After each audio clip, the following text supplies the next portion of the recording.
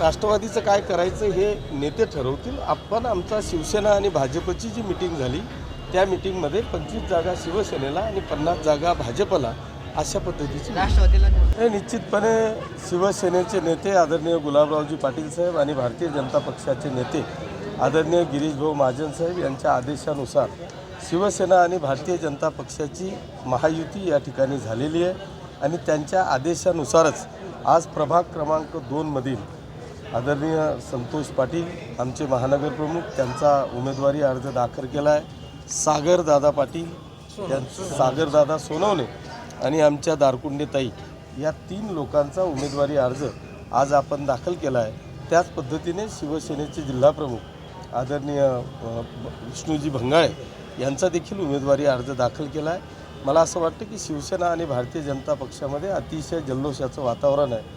कोणाला थांबवावं हा प्रश्न सगळ्यांसमोर आहे.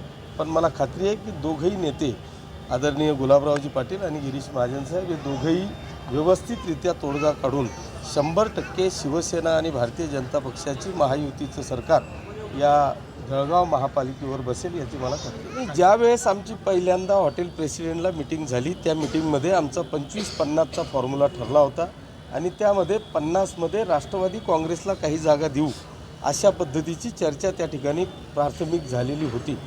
त्याच्यानंतर राष्ट्रवादीच्या बरोबर काय मिटिंग झाली हे मला माहीत